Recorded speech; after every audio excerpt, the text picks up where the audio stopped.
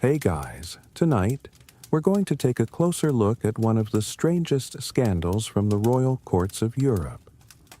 Imagine you're walking through the halls of a lavish palace, your footsteps echoing against polished marble floors, your eyes gliding over intricate tapestries and grand chandeliers. The smell of freshly lit candles fills the air as servants bustle behind you preparing for the evening feast. And then, in the middle of all this opulence, something truly bizarre happens. Something so peculiar that it would go down in history, puzzling everyone who heard about it. You see one night a collection of silver forks, each more intricate than the last, disappeared from the royal palace of Queen Christina of Sweden. They were never seen again. You probably won't survive this one. What could have possibly gone wrong with something as harmless as a set of forks? So, before you get comfortable, take a moment to like the video and subscribe, but only if you genuinely enjoy what I do here. And, as always, I'd love to hear where you're watching from and what time it is in your corner of the world. Now, dim the lights maybe, turn on a fan for that soft background hum. And let's ease into tonight's journey together. Queen Christina, born in 1626, was no ordinary monarch. In fact, she was known for her eccentricities, her defiance of traditional royal norms, and her curious approach to governance. To put it bluntly, she was a queen who didn't exactly play by the rules. Now, most monarchs of her time might have been obsessed with power or wealth, but Christina's interests were a bit different. She was captivated by art philosophy and, yes, silverware. It's not often that you hear about a queen collecting fine dining utensils, but Christina was not your typical sovereign. Her fascination with silver was legendary. The palace was filled with magnificent sets of silver plates, goblets, and cutlery, many of which were made to match the intricate design of the royal court. But the silver forks, those were her pride and joy. They were more than just eating implements to her. They were symbols of her status, her wealth, and perhaps more than anything, her individuality. These forks weren't just any silver utensils. They were meticulously crafted, unique in their design, and a testament to the luxury of Christina's court. On one particular evening, however, something rather unexpected happened. The entire collection of silver forks disappeared. The forks, which had been the focal point of numerous royal banquets and private dinners, were nowhere to be found. It wasn't just one or two forks, every single one of them was gone. The silence in the dining hall must have been deafening when it was discovered. No one knew how or why they had vanished, but the queen was soon left wondering how something so seemingly trivial could cause such a stir. Historians still argue about whether the disappearance of the forks was a momentary lapse of security or part of a grander scheme to humiliate the queen. Was it an inside job orchestrated by someone at court? Or was it something more personal, perhaps a calculated attempt to undermine her authority? Theories swirl like mist in the air. But the truth of the matter remains shrouded in mystery, even to this day. But one thing was for sure, this wasn't a simple theft.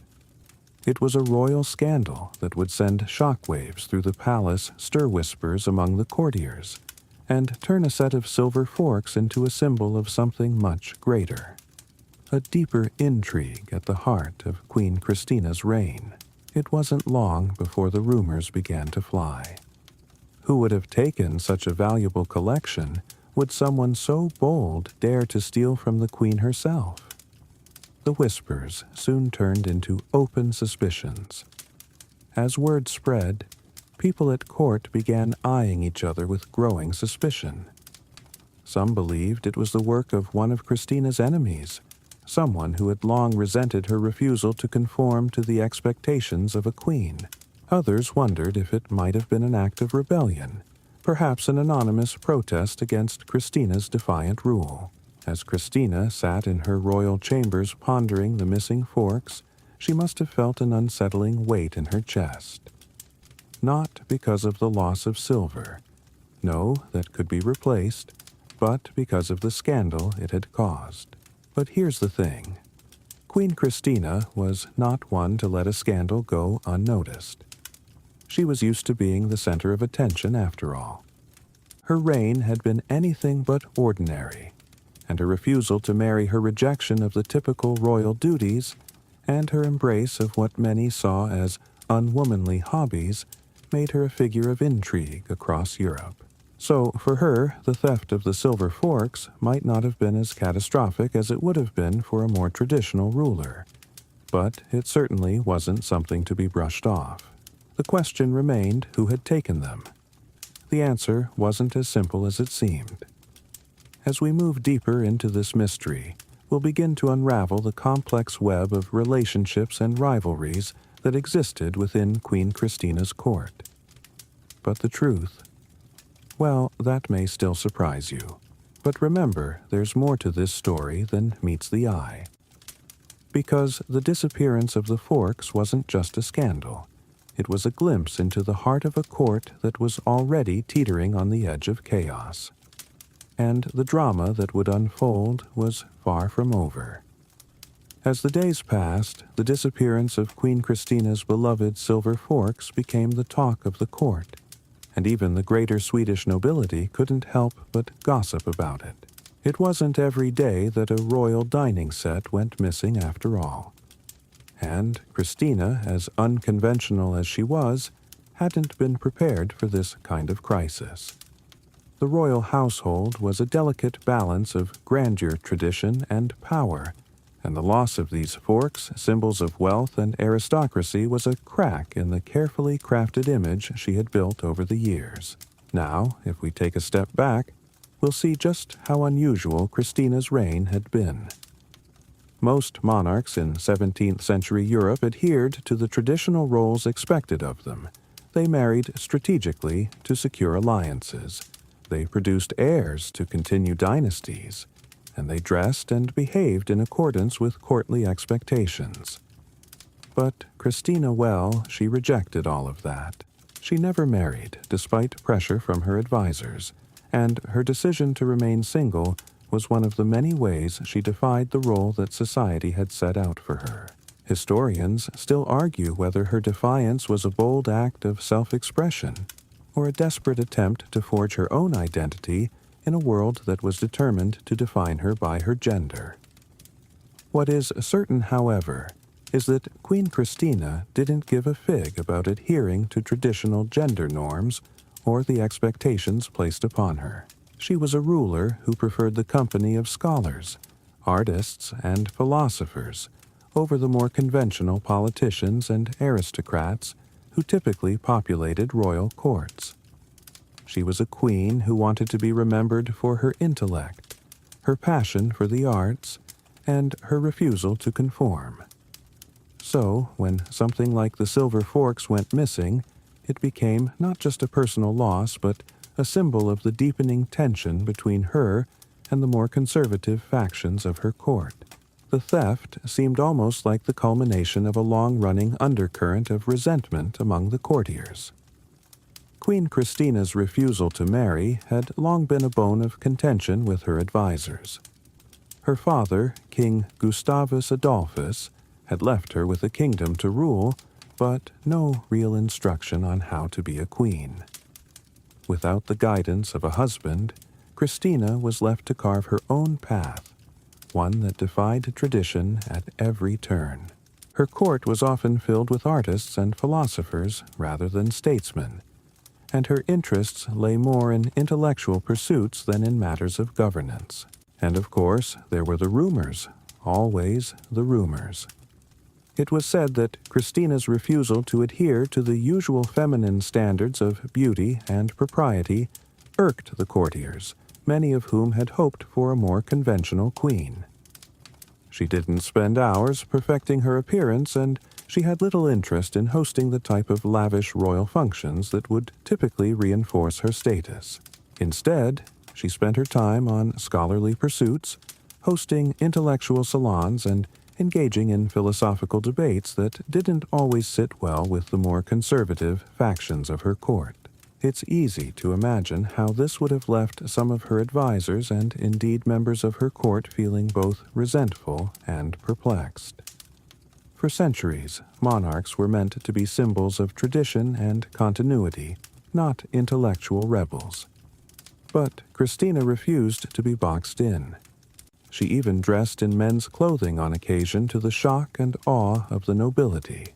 At a time when women were supposed to be seen and not heard, she was making waves by engaging in philosophical discussions, learning from great minds of the day, and surrounding herself with those who appreciated her intellect, rather than her ability to conform. But all of this only deepened the divide between Christina and the more traditional factions at court. The loss of her silver forks wasn't just an isolated incident, it was a reflection of the larger tension brewing within her kingdom. Was she fit to rule? Was she a proper queen? Or was she a misunderstood genius who refused to let the confines of tradition limit her vision? As the rumors surrounding the missing forks spread, suspicions grew. Some whispered that the theft was an act of rebellion, a silent protest against the queen's unorthodox ways. Others suggested that it was a personal vendetta, an attempt to humiliate Christina in front of her court. Still others believed it could have been an accident. Perhaps one of the servants had taken the forks by mistake, or worse, had sold them off without thinking of the consequences. The truth seemed just out of reach, like a thread that had slipped from view. But despite the growing tension, Queen Christina wasn't one to panic. She had spent her life defying expectations and pushing boundaries, and she wasn't about to let a missing set of forks get in the way of her reign. She gathered her advisors, trying to determine how best to respond. Yet, even as she took charge of the investigation, there was an unspoken question hanging in the air. Would anyone dare to cross her? Or was this a challenge that would be met with swift retribution? It was becoming clear that the theft wasn't just a petty crime, it was a challenge to Christina's very authority. Whether intentional or not, someone had sent a message. And in a court as deeply divided as Christina's, that message was bound to spark even more controversy. Still, as the mystery deepened, the question remained, who could be behind the disappearance? Was it one of her trusted servants, a rival at court, or perhaps even one of her closest confidants? As the investigation unfolded, more and more pieces of the puzzle began to fall into place. But the final answer might not be as straightforward as anyone expected. For now, though, the case was still open, and the forks, for all their symbolism and value, had yet to be found. The investigation into the missing forks dragged on for weeks. Every corner of Queen Christina's palace had been scoured, every servant and courtier interviewed. The royal guard combed through the kitchens, the dining halls, and even the storerooms, hoping for some clue that might reveal where the forks had gone. But each day that passed without a resolution added fuel to the fire of suspicion that had begun to burn within the palace walls. Everyone had their own theory about what had happened, and each theory seemed more outlandish than the last. Queen Christina, despite her typically unflappable demeanor, couldn't help but feel a sense of unease. She had dealt with dissidents before, of course, but this felt different. There was a tension in the air now, something she couldn't quite place, but which gnawed at her every time she walked through the palace halls. The theft of the silver forks had become a symbol of everything that was going wrong with her reign, everything that people didn't understand about her. As the investigation continued, rumors spread faster than the royal guard could chase them down. One popular theory was that the forks had been stolen by one of Christina's many suitors. Yes, suitors. You see, despite her refusal to marry Christina, had long been the object of many an admirer. These men, many of them nobles from powerful families, had tried again and again to win her favor. They sought to marry her not just for love, if that was even the case, but for the immense political power her hand in marriage would grant them. But Christina wasn't interested in love or marriage. She had made her stance clear, time and time again. No man would rule her, no man would define her. And yet the suitors persisted, vying for her affection with grand displays of wealth poems and gifts. Some say they even went so far as to steal from her, though not in a way one might expect. Historians still argue whether one of these suitors might have been behind the disappearance of the forks as an act of defiance, or perhaps as a statement of their frustration with her unwillingness to marry. Was it a symbolic act, a way of showing that even though she wouldn't accept their courtship, they could still challenge her in their own way?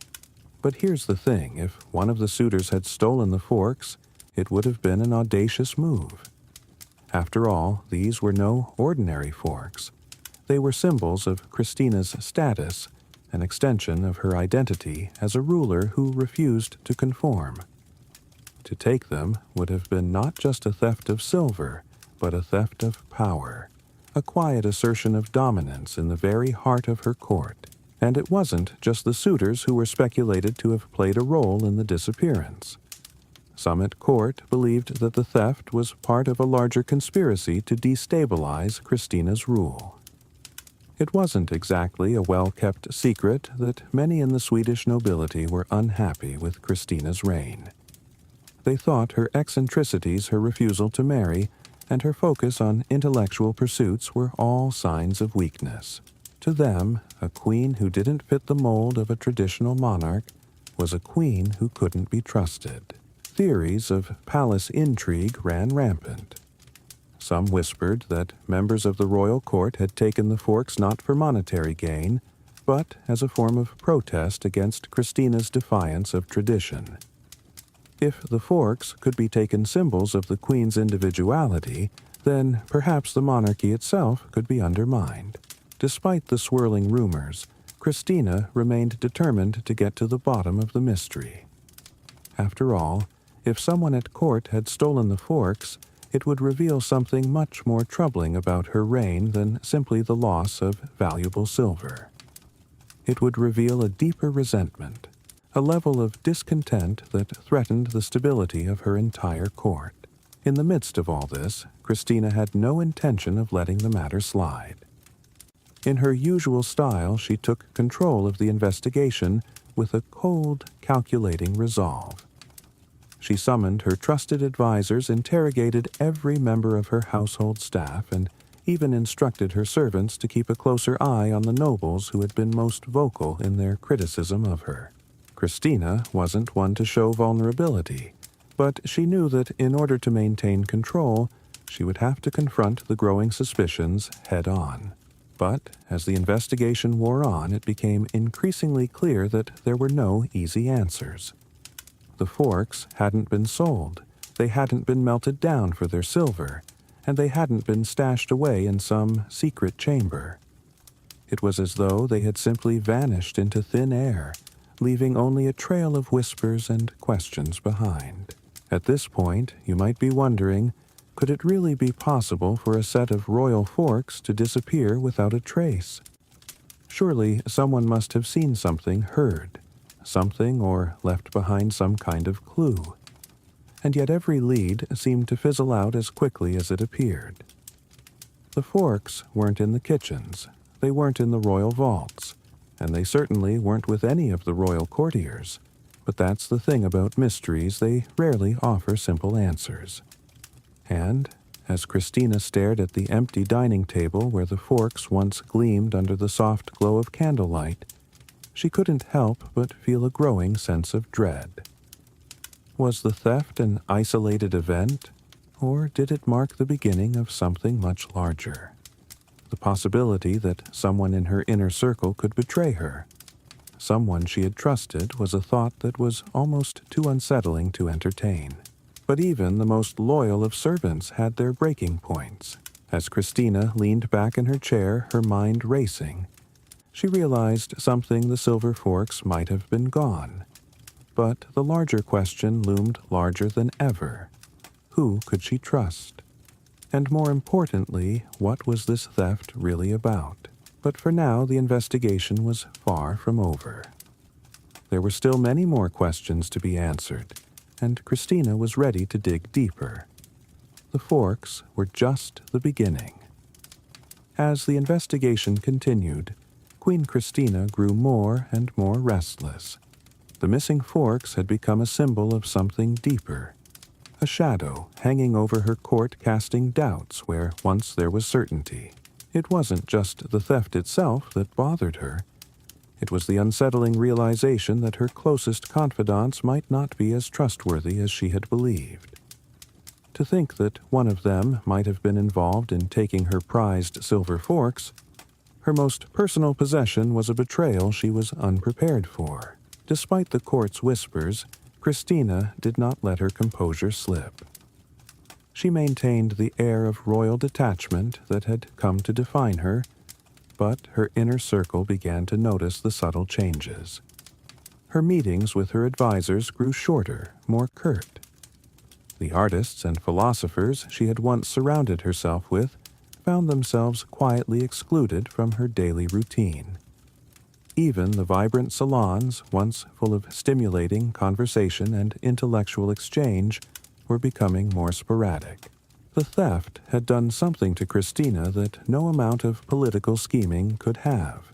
It's easy to forget, in the midst of all the drama and intrigue surrounding her reign, that Christina was still a woman who had been burdened with the crown at a young age, who had carried the weight of an entire kingdom on her shoulders for much of her life. Though her rebellion against tradition had made her an icon in many ways, it also left her isolated. And now, as she faced the loss of something as simple as a set of silver forks, she realized how fragile that isolation truly was.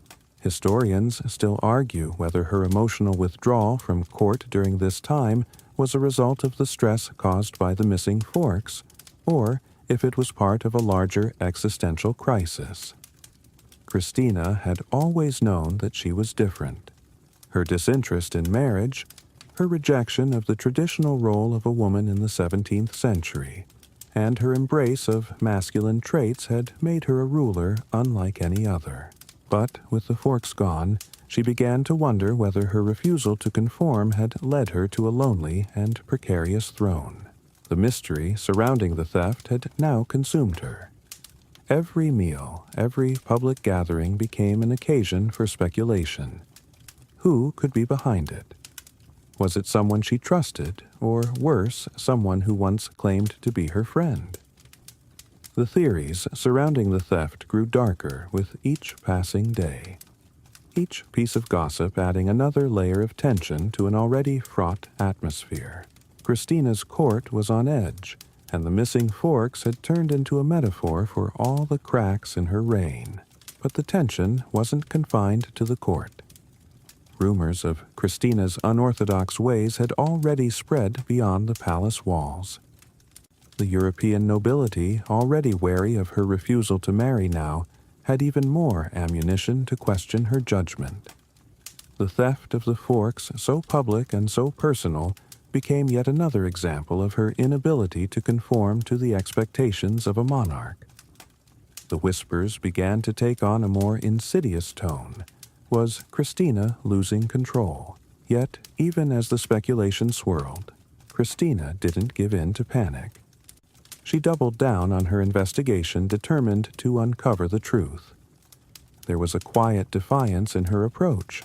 Perhaps she even felt that in finding the culprit, she would reclaim the narrative of her reign. But with each dead end and false lead, her resolve grew harder, her demeanor colder. And it wasn't just the forks that had vanished. Something else was slipping away from Christina, something far more difficult to recover. One evening, as she walked through the royal gardens, Christina found herself pondering her life's path. The moon hung low in the sky, casting a soft glow over the fountains and statues. The cool breeze rustled the leaves of the trees, and the air smelled faintly of blooming jasmine. It was a peaceful moment, but beneath the calm there was an undeniable sense of loss. Not just of the forks, but of something deeper, something more personal. The loss of her silver forks had forced Christina to confront her own vulnerability. She had spent so many years building her image as a powerful and intellectual monarch, a queen who defied the conventions of her time. But now she felt as though she were losing her grip on that image.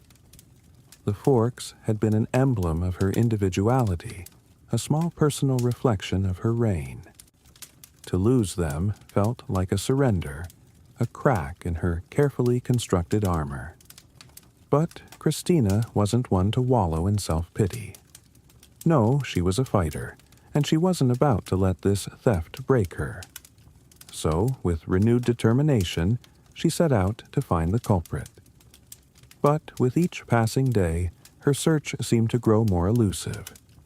And, as her investigation stretched into months, she began to realize something. Perhaps it wasn't the forks that were most important after all. Perhaps it was the principle of the thing, the idea that someone somewhere had dared to challenge her. Of course, there were still the rumors. The theories about the missing forks continued to circulate, and many wondered if Christina would ever get them back. Some said they had been stolen by someone close to her, a member of her inner circle. Others believed the theft was an act of political sabotage, a way to undermine Christina's authority. And yet, despite all the theories, there was no concrete evidence, no clear answer. It was a peculiar kind of mystery, one that seemed to defy all logic. For every new lead, the question of who had taken the forks only deepened. But one thing was certain: the theft had become something much more than a simple crime. It had become a symbol, a reflection of the fragile balance of power that Christina had spent so long trying to control. As the search for the forks stretched on the court remained in turmoil. Some whispered that Christina's reign was doomed to fail, that her eccentricities and refusal to conform were her undoing. Others, however, believed that this would only be another challenge for her to overcome. After all, Christina had never been one to give up easily. And, with the silver forks still missing, the mystery was far from over. But, as the mystery deepened, one thing remained clear. Queen Christina was not about to let anyone steal her crown or her identity without a fight. As weeks turned into months, the disappearance of Queen Christina's silver forks became the stuff of palace gossip. The intrigue had become an obsession for the court, a subject so woven into the fabric of royal life that it seemed almost inseparable from the very identity of Christina herself. In a way, it was as if the forks were an extension of her eccentricities, her defiance of convention, and her unyielding independence. To lose them wasn't just a personal blow. It felt like a public challenge to everything she had worked so hard to establish. But in the midst of all the drama, something curious began to happen. The missing forks started to take on a life of their own. They were no longer just a set of valuable silver utensils. They were a symbol of Christina's reign, a reflection of the larger political and social tensions that had been simmering beneath the surface of her rule. The court's preoccupation with the theft became so consuming that it overshadowed nearly everything else in Christina's life. It wasn't just the nobles who were intrigued by the mystery. Even the common people of Sweden had begun to speculate. Whispers about the missing forks spread far beyond the palace walls. In taverns and marketplaces, people discussed the Queen's missing silver, imagining all sorts of elaborate conspiracies. Perhaps a rival monarch had orchestrated the theft to embarrass Christina. Maybe one of her many suitors had taken the forks in a fit of jealousy. Or perhaps, just perhaps, a member of the royal household had acted out of spite. frustrated with Christina's refusal to marry and settle into the traditional role expected of a queen. Theories, of course, were a dime a dozen. But no one had a clear answer, and this uncertainty only fueled the growing tension at court. Christina, ever the determined monarch, kept pushing for answers. She interrogated her staff, revisited the crime scenes, and questioned anyone who might have been near the royal dining halls or storage rooms. But each lead turned into a dead end, and the Forks remained as elusive as ever. One of the more outlandish theories was that the theft had been part of a larger plot to undermine Christina's authority. After all, she was known for her unconventional approach to monarchy, and many at court believed her refusal to marry and her focus on intellectual pursuits made her an easy target for criticism. Some speculated that there was a faction within the royal court, possibly even a group of disgruntled nobles, who sought to destabilize her reign by making her appear incompetent and distracted. Historians still argue whether there was ever any truth to these conspiracy theories. Some suggest that the missing forks were simply the result of a random act of theft. Perhaps someone with a fondness for silver had taken them. Others point to the possibility that the theft was a deliberate act of protest against Christina's reign, a symbolic gesture to show that even the queen could be brought low. What's clear, however, is that the theft of the forks seemed to mirror the larger political climate in Sweden. It wasn't just about silver or utensils, it was about power control and the growing tensions between Christina and the nobility. In the quiet of her private chambers, Christina would sit at her desk, her thoughts consumed with the mystery of the missing forks. The candlelight flickered softly as she scanned over her notes, looking for anything that might point her in the right direction. But no matter how hard she searched, she couldn't find a single clue that made sense. The forks were gone, and with them the certainty that had once defined her reign. The absence of the forks began to feel like a personal affront to Christina's identity. They weren't just tools for eating, they were part of her. A gift from her father, an heirloom, a symbol of the royal house she belonged to. To lose them was in a way to lose a part of herself. And perhaps that's what made the theft so devastating. It wasn't the material loss, but the sense of vulnerability it revealed. For someone as fiercely independent as Christina, the idea that someone could take something so personal without her knowing was deeply unsettling. As the months dragged on, Christina's resolve to uncover the truth began to harden into something else, a quiet obsession. She began to scrutinize her court with a critical eye, watching for any sign of betrayal, any gesture that might reveal the truth behind the missing forks. The court itself, once a place of intellectual exchange and lively debates, had become a theater of suspicion. The once jovial atmosphere had turned cold, and even the most innocent of interactions carried an undercurrent of tension. But Christina's pursuit of the missing forks wasn't just a matter of reclaiming her property. It had become a matter of reclaiming her power. The theft, in a way, had challenged her authority, and she wasn't about to let anyone get away with it. The more time passed, the more determined she became to find out who had taken them and why. In the midst of her search, something strange occurred. The missing forks, once seen as valuable treasures, became almost mythical in their absence. People began to speak of them in hushed tones, as if they were objects of almost supernatural significance. The forks were no longer just silver utensils, they had transformed into symbols of Christina's rule itself. They represented something larger than a mere object. They were now tied to her image, her identity, and her struggle to maintain control over her kingdom.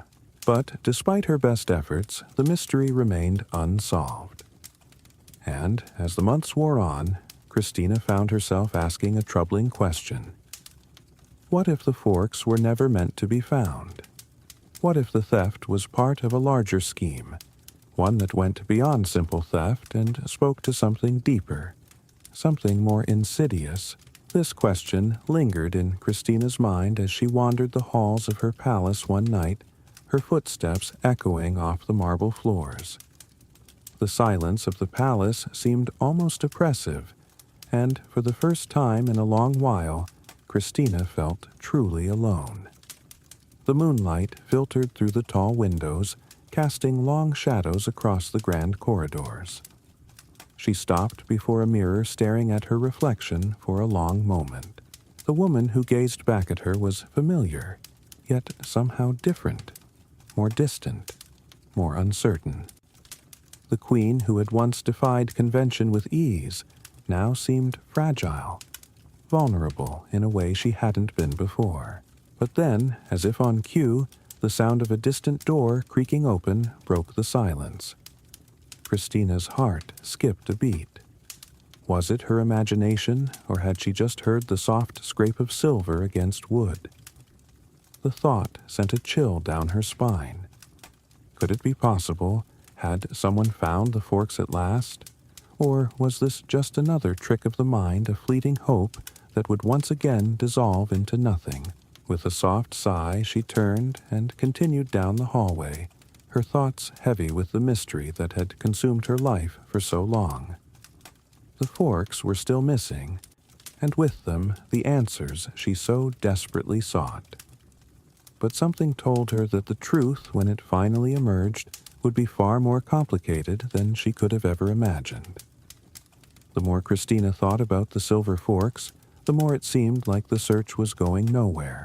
The mystery was wrapping itself in layers upon layers of complexity, and every new theory she entertained seemed to breed even more questions.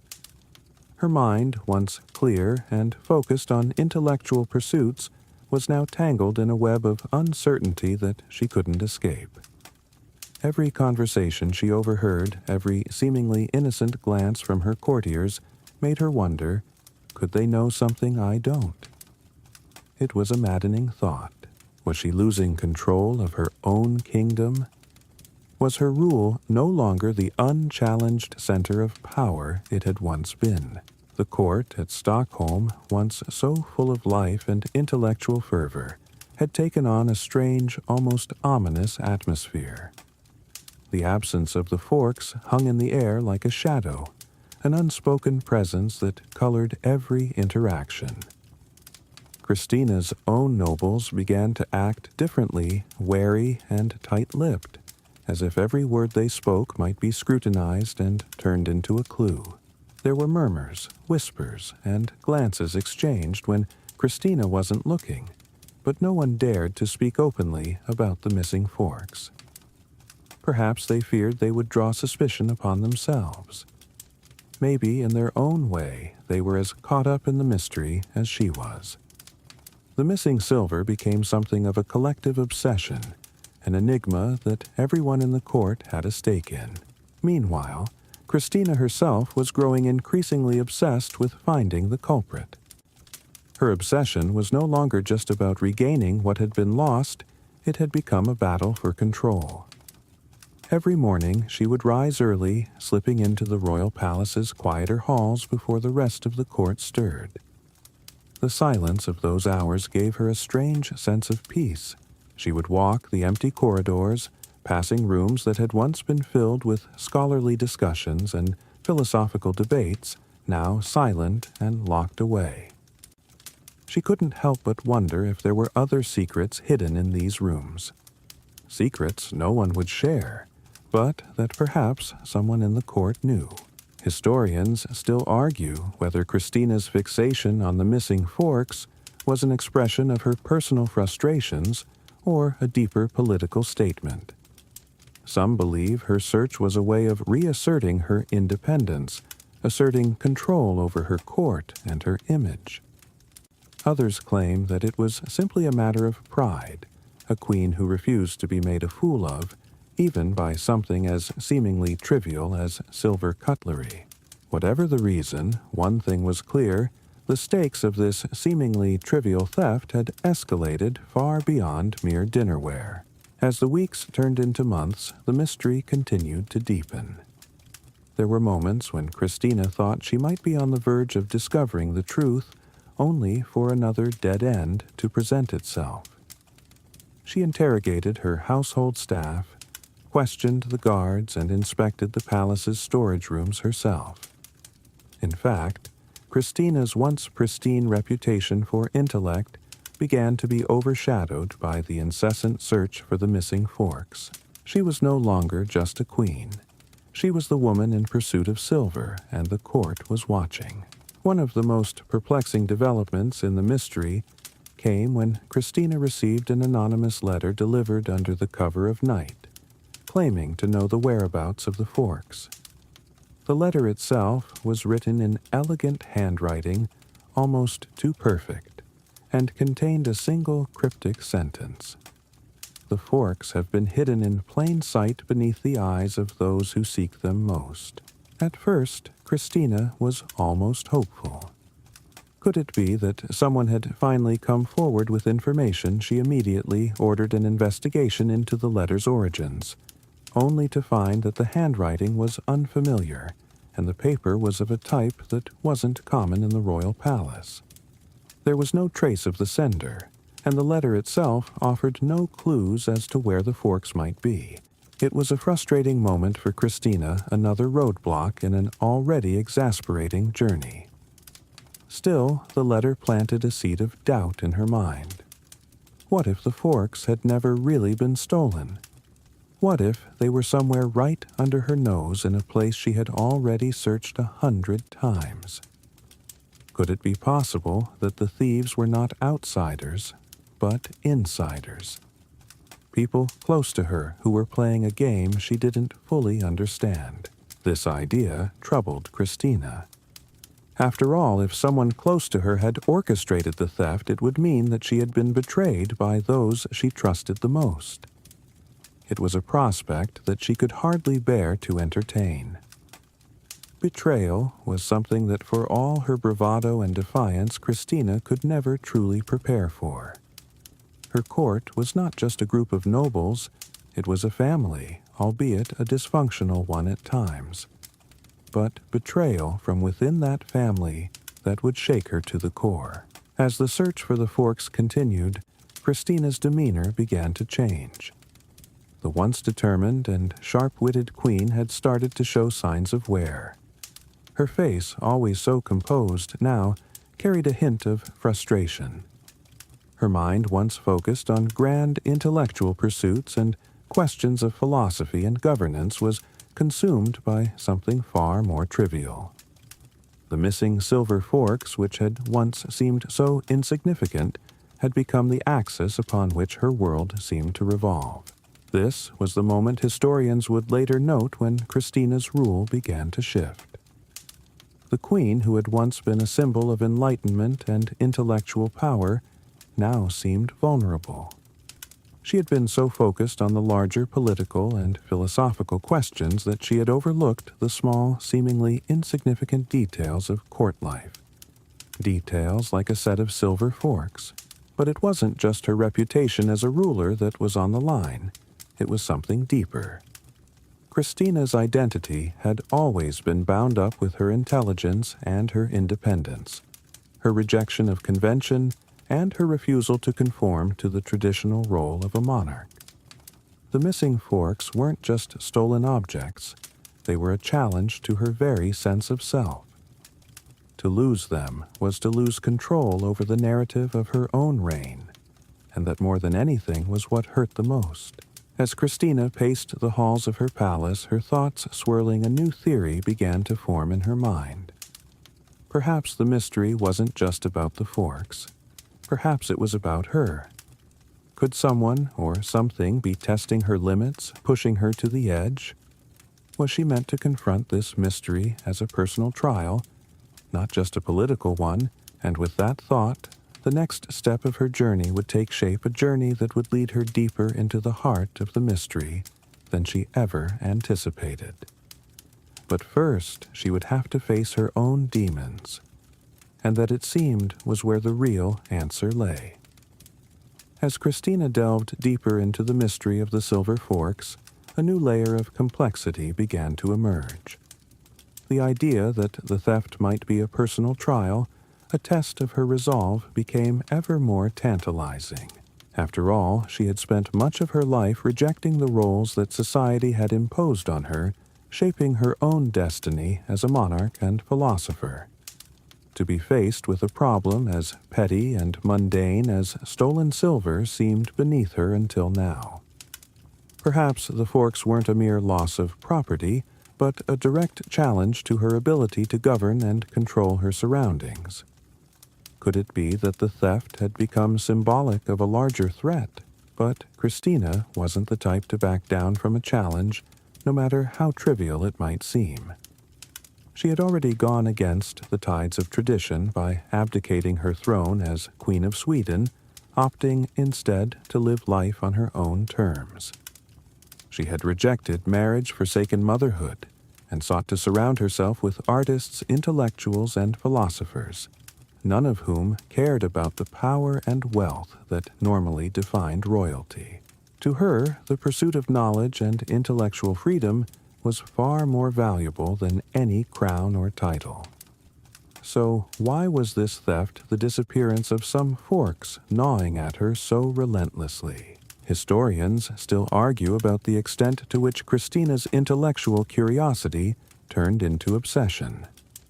Some suggest that it was a manifestation of her growing sense of isolation. Having left Sweden and the expectations of her birthright behind, Christina now lived in Rome surrounded by a court that respected her genius, but had little understanding of her emotional needs. It was easy, then, for a seemingly small event like the disappearance of a set of silver forks to take on such significance. The forks, after all, weren't just pieces of silver. They were symbols of order, of control, and of Christina's identity as a ruler, even if she had abdicated the throne. The search for the forks thus became intertwined with Christina's ongoing internal struggle. It was no longer about regaining a stolen object, it was about confronting her own sense of self and authority. And that meant stepping into dangerous territory, questioning her very ability to trust anyone, including those closest to her. Was her court manipulating her? Were they laughing behind her back at her growing obsession? And what of the anonymous letter the forks are hidden in plain sight that seemed to mock her at every turn? The idea of being watched, of being toyed with, began to haunt Christina. The stolen forks had become more than just an object of value. They were a manifestation of a threat that could undermine everything she had worked so hard to build. To regain them, she had to outwit the invisible forces that were conspiring against her, forces that were ever present in the court, yet still unknown. But Christina was no ordinary queen. She had already taken on the role of philosopher and patron of the arts, and she had long since ceased to care about the social expectations of royalty. Perhaps this was her chance to prove herself on her own terms once more. She decided to take matters into her own hands in a way that no one would have expected, by launching her own covert investigation into the mystery. She began by speaking to her closest advisors and the court staff, those who had been with her for years, the ones who were supposed to be the most trustworthy. She didn't trust anyone fully, of course. That would be too simple, too safe. She needed to see how far she could push them, test their loyalty. So she asked seemingly innocent questions, all while keeping a sharp eye on their reactions. Was there any mention of the forks in the conversations that occurred behind closed doors? Did anyone act suspiciously when she brought up the topic? The process was slow and methodical, as Christina knew it had to be. She wasn't about to show her hand too early. The more she pushed, the more she realized that no one, at least no one who seemed truly guilty, had any direct knowledge of the theft. Everyone she interrogated seemed to genuinely not know anything, or at least that's what they said. Some of the guards and household staff even seemed relieved when she raised the subject, perhaps because the mystery had become a source of stress for them as well. It wasn't until Christina began to broaden her investigation to include the artists and intellectuals with whom she had surrounded herself that things began to take a more peculiar turn. Several of them, it seemed, had started to gossip about the missing forks. They weren't directly involved in the theft, of course, but their conversations were strange. It was as if they were discussing the forks in a manner that suggested they knew far more than they were letting on. And so Christina began to entertain a new possibility. What if the theft wasn't about the forks at all? What if it was about something else, something more profound? Perhaps someone in her circle of scholars and artists was using the stolen forks as a form of protest, a way of subtly undermining her intellectual pursuits, her very identity. It was a possibility that didn't sit well with Christina, who had always viewed her court as a sanctuary for free thought. She couldn't bear the idea that one of her most trusted companions might be responsible for such a betrayal. There was, however, a hint of something else that piqued her curiosity, something more mysterious than any of her previous theories. A few of the intellectuals began speaking in riddles, quoting lines of obscure texts, and mentioning things that didn't seem to make sense in the context of her search. Some of these references were to mythologies and stories that Christina had long since forgotten, while others seemed deliberately vague, almost as if they were deliberately meant to mislead her. Could they be mocking her search? Or, perhaps worse, were they trying to lead her down a path that would distract her from the truth? Her frustration began to mount once again, and with it, her determination. It became clear to Christina that this mystery wasn't one she could solve alone. But who could she trust to help her find the forks? Or was the very act of asking for help a sign of weakness she couldn't afford to show? As the days passed, Christina's obsession with the forks grew deeper. The question of what was truly happening behind the scenes of her court became more urgent, and with every passing moment it seemed that her grip on the situation was slipping just a little more. But what if there was more at play here than anyone realized? What if the answer to the mystery was something she couldn't even begin to comprehend yet? It was then, in the stillness of her palace late one night, that she made a decision. She would confront the mystery head-on, no matter the cost. As Christina's determination solidified, she decided to dig deeper into the connections between her missing silver forks and the cryptic behavior of her intellectual circle. It was no longer just about the forks themselves. They had become symbols of something much larger, a complex riddle of power, loyalty, and perhaps even her own identity. This newfound urgency led her down a path where the stakes were no longer merely personal, but entangled with the essence of her reign and her place in the world.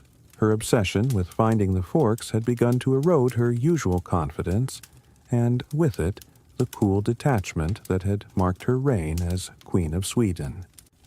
Now, as she navigated the intricate politics of the Roman court, she began to see shadows where none had existed before. Christina found herself questioning the motives of everyone around her, doubting the sincerity of those who had once been trusted companions. The sudden disappearance of the silver forks felt too deliberate, too staged. Was someone conspiring against her? Was the theft meant to undermine her very sense of control? Or was there something deeper, something more enigmatic at play? As Christina delved further into her investigation, she began to study the behavior of her closest allies with greater scrutiny. Her suspicion grew particularly towards one of her closest advisors, a philosopher who had been with her in Rome since her arrival. His name was Giovanni, and he was known for his brilliance in the field of metaphysics and ethics, as well as his often cryptic way of speaking. But lately, his conversations had taken a turn towards the strange. He had begun to speak about the symbolism of silver and the philosophical weight of objects an odd thing to focus on, considering the urgency of the missing forks. One evening, during a late dinner at the palace, Christina decided to broach the subject directly with Giovanni. She leaned across the table, her gaze fixed on him as the flickering candlelight danced on their faces. "Giovanni," she said, her voice low and deliberate. "What do you think of the missing silver forks?" Giovanni didn't immediately respond, but Christina could see the subtle twitch of his eye, a small, almost imperceptible movement that only someone as sharp as she could catch. "Ah," he said, finally, his voice smooth. "Silver is a fascinating material, don't you think? It represents purity, clarity, but also perhaps the fragility of the mind." He paused for a moment, allowing the words to sink in. "And what if something so fragile, so beautiful, is taken from us? What would that signify?" Christina felt a strange chill creep up her spine. Giovanni's words, though poetic, struck her as oddly evasive. She had asked him about the forks, not the philosophy of silver. Was he trying to tell her something without actually saying it, or was he simply deflecting? Either way, it felt as though he were toying with her, a thought that unsettled her more than she cared to admit. "Perhaps," she replied, keeping her tone calm. "You're right. But I'm afraid the forks were more than just symbols. They were tools of dining, of social order. They were mine." Her eyes narrowed slightly. "And I intend to have them returned." Giovanni smiled, but it wasn't a reassuring smile. It was a thin, knowing smile, one that suggested he understood something she didn't. "Of course, Your Majesty. I'm sure you'll find them." His response, though respectful, did nothing to calm Christina's growing unease. The more she spoke to Giovanni, the more she realized that his interest in the philosophical and symbolic meanings of objects was perhaps more than a harmless fascination. There was something deeper at play here, something that involved not just the forks, but her entire sense of identity and authority. In the days that followed, Christina continued her quiet investigation. She spoke with more members of her court, but each conversation only added to the swirling uncertainty. Some spoke of the missing forks with genuine concern, others with barely concealed amusement. But it wasn't until Christina had a private conversation with a trusted servant, a woman named Isabella, that she learned something that would change the course of her search. Isabella was one of the few who had been with Christina since her days as Queen of Sweden. The woman had always been discreet, loyal, and unassuming qualities that had made her one of Christina's most trusted confidants. It was during a late-night chat in the palace's small library that Isabella mentioned something peculiar. "Your Majesty," she said softly, "have you ever considered that the forks might not have been taken by any of us at all?" Christina looked up, surprised by the sudden shift in tone. "What do you mean?" Isabella hesitated, glancing over her shoulder as though making sure no one else was nearby. "I've heard whispers. Strange things happening around the palace. Objects disappearing, things being moved when no one's around. Some even say that there are others watching." The words sent a shiver down Christina's spine. Could it be? Could there be something more to this mystery than a simple theft? Isabella wasn't the type to indulge in rumors or superstitions, and yet here she was speaking of unseen forces in the palace. Christina stood up, her heart racing. Others watching, she asked, her voice barely above a whisper. "What do you mean?" Isabella paused, her eyes darting toward the door once more. "I don't know, Your Majesty, but some say the forks, they were never stolen at all. They simply vanished." Christina's mind raced as the implications of Isabella's words settled into her thoughts.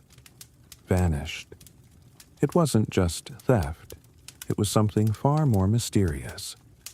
Could the forks have been taken by an unseen hand, or had they somehow disappeared into thin air?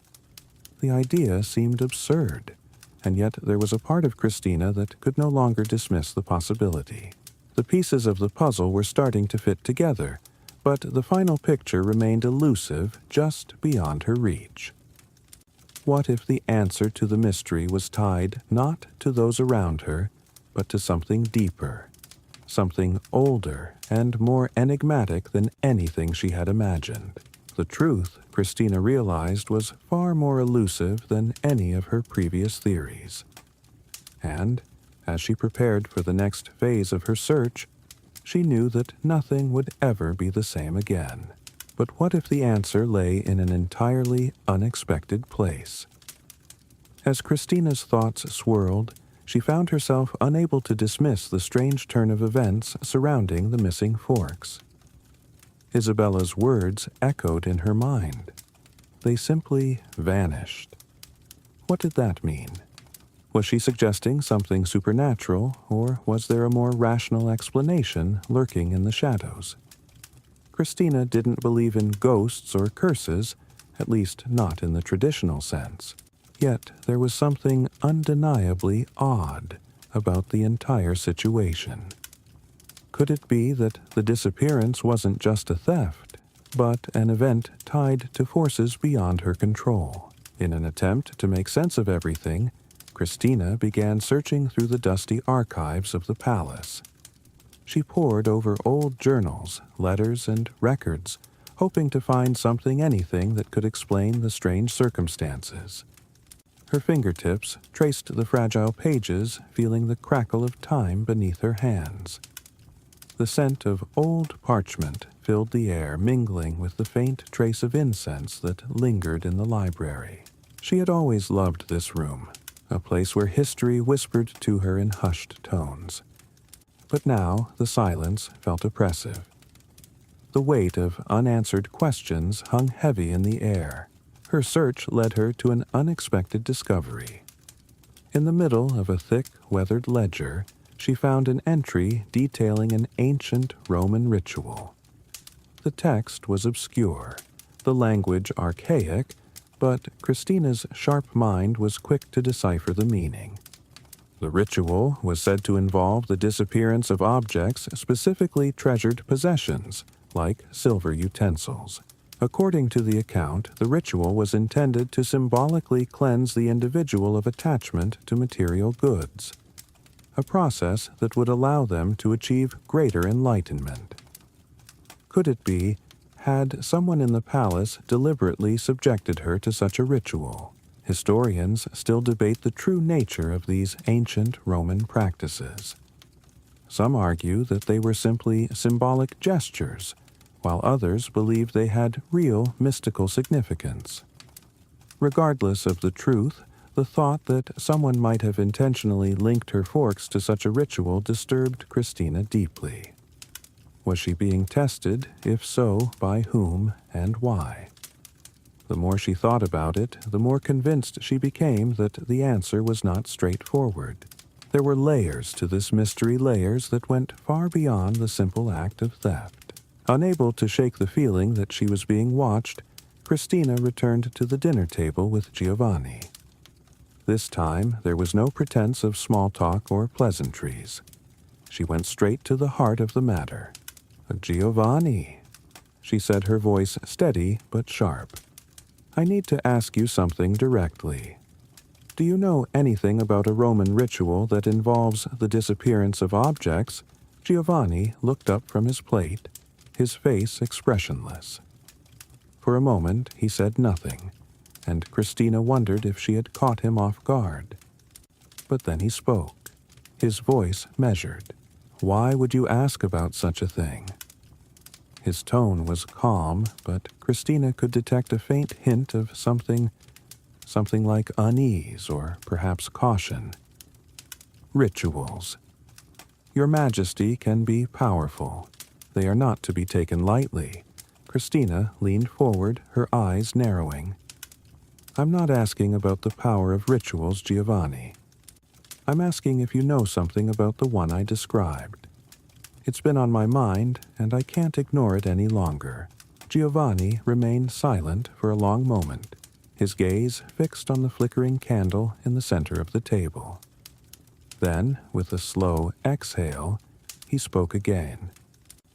"There are some things in Rome, Your Majesty, that are better left unexplored. Certain traditions, certain customs, they are not for the faint of heart." Christina felt a wave of frustration wash over her. Giovanni was being evasive, but she could sense that he knew more than he was letting on. Why wouldn't he tell her the truth? Was he hiding something? Or was he simply protecting her from a reality that was too disturbing to confront? The dinner passed in a strange, tense silence. As the night wore on, Christina felt the weight of the mystery press down on her. The forks were more than just missing objects. They were symbols, riddles, perhaps even warnings. And as much as she longed for answers, the more she searched for them, the more elusive they seemed. After the meal, Christina retired to her chambers, her mind racing. She couldn't shake the feeling that she was on the verge of discovering something monumental, something that would change the course of her reign. But what was it that Giovanni wasn't telling her? What lay behind the strange rituals and the cryptic behavior of those around her? She paced the room, her slippers barely making a sound on the marble floor. The night outside was silent, save for the occasional rustle of leaves in the wind. It was in these quiet moments when the world seemed to fall away that Christina felt most alive. The question was, could she unravel the truth before it consumed her? As she stared out the window into the darkened streets of Rome, Christina's mind wandered back to the silver forks, their gleaming, delicate shapes now tarnished with the weight of so many unanswered questions. If they were symbols, if they were connected to something far greater than mere possessions, then the implications were staggering. What did they represent? And why had they been taken or disappeared in the first place? But even as she pondered these questions, a cold chill swept through the room. Something wasn't right. She turned back toward the door, feeling a strange compulsion to look behind her as though someone or something was watching. The air felt thick, charged with an energy that made the hairs on the back of her neck stand on end. She wasn't alone. But who or what was there? Christina's heart skipped a beat as the chill in the air deepened, and her gaze lingered uneasily on the shadows in her room. For a moment, everything seemed still too still. The faint light of the moon filtered in through the open window, casting elongated shadows across the polished floor, but nothing moved. Nothing except for the odd shifting of the curtains in the cool breeze. Still, there was something about the silence that felt unnervingly heavy, as if the room itself held its breath. She couldn't shake the sense that something or someone was watching her. Instinctively, she moved toward the door, glancing over her shoulder once more before stepping into the hallway. The quiet was oppressive, the kind of silence that always presaged something uncanny in the royal courts. As she passed through the long corridors of the palace, Christina felt her nerves slowly uncoil. Perhaps it was just her imagination playing tricks fueled by the unnerving mystery of the silver forks and her earlier conversation with Giovanni. The uncertainty, the secrecy, everything had been building up to this point, making her more susceptible to the weird, unexplained atmosphere of the night. But as Christina turned a corner, something caught her eye, an almost imperceptible movement like a shadow that shouldn't have been there. It was fleeting, a figure in the distance, slipping just out of view. Her pulse quickened. Was it a servant passing by? Or was it someone deliberately hiding from her sight? She hesitated for only a second before making her way toward the source of the movement. It could just be another servant returning to their chambers, but the unease gnawing at her gut told her otherwise. There was a presence here, something inexplicably strange, like the lingering touch of something unseen and otherworldly. Turning down a narrow corridor, she moved with deliberate quietness, barely making a sound on the marble floor. The dim lighting made it harder to discern the full details of the hallway, and yet she couldn't shake the nagging sense that she wasn't alone. She felt it, someone was just around the corner out of sight. Her fingers brushed the handle of a nearby door, and she paused to listen. There were no footsteps, no whispers, only the faint crackle of the distant fire somewhere in the palace. A flicker of movement caught her eye once more, and she finally moved toward it, her heartbeat quickening. But when she reached the corner, she found only a long, empty hallway. Nothing, but the sense of presence didn't fade. In fact, it grew stronger, as if the entire palace had become a maze of hidden corners and concealed truths. Could it be that someone or something had been moving silently through the halls, hiding just beyond her reach? The questions were too many, too overwhelming. And in the silence of the night they seemed to echo louder than ever. As she made her way back to her chambers, Christina's thoughts were a tangled mess of doubt and confusion. What was really happening in this palace? Why did the strange occurrences feel like they were all somehow connected to the missing forks? Had someone stolen them as part of some grand scheme, or was there a deeper, more elusive force at play? After another restless night, filled with more uneasy thoughts than restful sleep, Christina awoke to a message from one of her trusted attendants.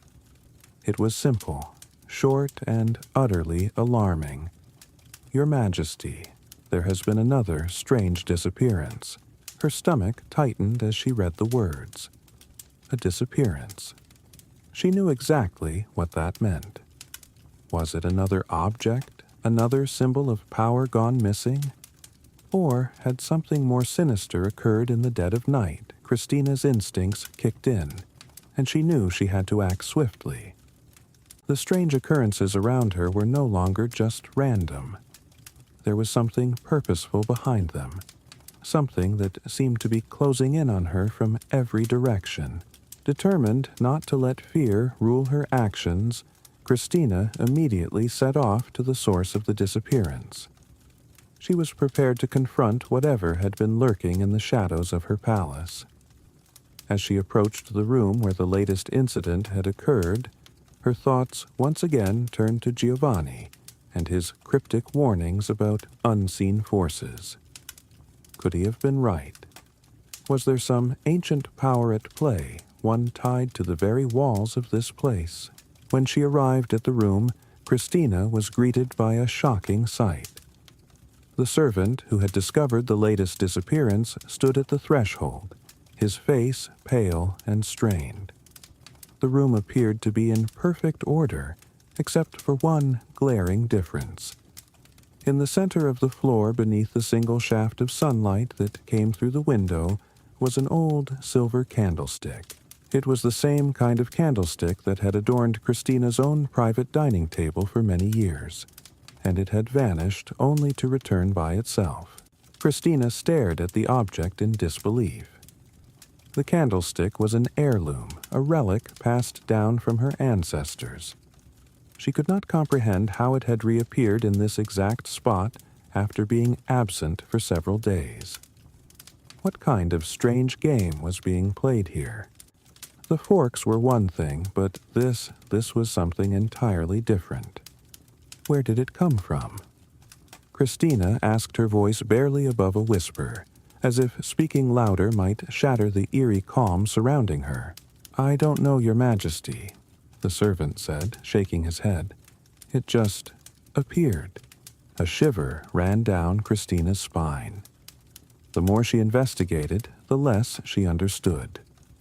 The forks, the candlestick objects that were deeply personal, precious, and symbolic, yet they were disappearing and reappearing in an almost mocking way. Whoever or whatever was behind this had a clear message, though Christina couldn't yet decipher it. She was about to leave the room, her thoughts swirling with possibilities, when something caught her eye. On the floor, near the candlestick, hidden beneath the elegant curves of the furniture, was a small, delicate silver trinket, one she recognized immediately. It was the smallest fork of the set that had gone missing weeks ago. Her heart sank. The forks were back, but not in the way she expected. And someone or something was playing an intricate, almost cruel game. The small silver fork lay on the floor, its pristine surface glinting eerily in the sunlight streaming through the window. Christina bent down her fingers, trembling slightly as she reached for it. It felt cold to the touch, as though it had been resting in a place far removed from her palace for much longer than she could have imagined. She held it up, examining it carefully.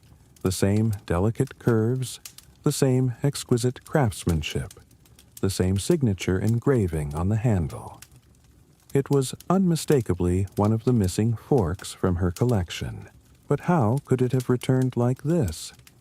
And why was it left here alone, as if mocking her, playing some kind of twisted game with her mind? The candlestick had reappeared in the same fashion, but it had been absent for only a few days. This fork, however, had vanished far longer ago, and yet here it was in this odd, unexpected place. The servant stood by, watching silently, unsure of how to respond to Christina's intense scrutiny. "What does this mean?" "Your Majesty." He finally asked, his voice barely audible, as if speaking too loudly would disturb the fragile mystery that seemed to envelop them. Christina didn't have an answer. She could feel the weight of his question, and the truth was she didn't know. But she wasn't about to let this go. The puzzle pieces were falling into place slowly but surely, but the picture was still elusive, incomplete. With a sigh, she straightened up and walked over to the large desk in the corner of the room. The shadows in the corners of the chamber seemed deeper now, as though they had gathered strength in the brief time she'd spent contemplating the fork. There was a strange energy in the air, thick and oppressive, like a storm brewing just out of sight. Christina needed to understand what was happening. She needed to connect the dots, even if it meant pushing through the unsettling silence of the palace's eerie halls, and unlocking secrets that might change everything. Her mind flickered back to the earlier discoveries. The ancient Roman ritual involving the disappearance of objects, Giovanni's strange warnings, and the unexplained reappearance of the candlestick. There had to be a pattern, something deeper than just stolen possessions. These items, these forks, the candlestick, were part of a much larger, more complex web. Someone or something was orchestrating it all. Christina set the fork gently on the desk, her fingers brushing over its smooth surface one last time. Her eyes narrowed as she thought of Giovanni. His reluctance to speak openly about the rituals, his warnings about powerful ancient forces, it all seemed to tie together. Had he known about this all along? Was he hiding something, or was he just as clueless as she was? Either way, it was clear that he was involved in some way, whether intentionally or not. The more she thought about it, the more frustrated she became. It was as if the truth were just beyond her reach, like a fleeting shadow she couldn't quite capture. She needed answers, and she needed them now. There was no more time to waste on half-truths and vague hints. She decided to confront Giovanni again. This time, she wouldn't accept his evasion. She would demand the truth. Christina gathered herself, smoothing out the folds of her gown, and left the room without a word to the servant who still lingered by the door. As she walked through the narrow corridors, the palace seemed even more oppressive than usual. The air felt heavier, and every step she took seemed to echo louder, as if the building itself was anticipating the confrontation she was about to have. When she arrived at Giovanni's chambers, she knocked firmly on the door. There was no response. With a sigh, Christina pushed it open herself, stepping inside. Giovanni was sitting by the window, his back to her, staring out at the sprawling city below. His profile was illuminated by the soft light of the setting sun, casting long shadows across the room. "Giovanni," Christina said, her voice low and steady. "We need to talk." He didn't turn immediately, but when he did, his eyes were filled with a mixture of exhaustion and something else. Something that seemed almost like resignation. "I've been expecting you," he said quietly. "You knew, didn't you?" Christina demanded. "About the forks, about the ritual, about everything. You've been hiding something from me, and I want the truth." Giovanni stood up, his movements slow, as if he were weighing his words carefully. For a moment there was silence between them, broken only by the soft rustling of the curtains in the breeze. Then, with a deep breath, Giovanni spoke. "Christina, there are forces at work here that go beyond simple explanations," he began. "I didn't want to burden you with the truth, but it's clear now that you can't ignore it any longer." Christina's heart quickened. "What forces? What are you talking about?" Giovanni looked her in the eye, his expression somber. "The silver forks, they're not just missing objects.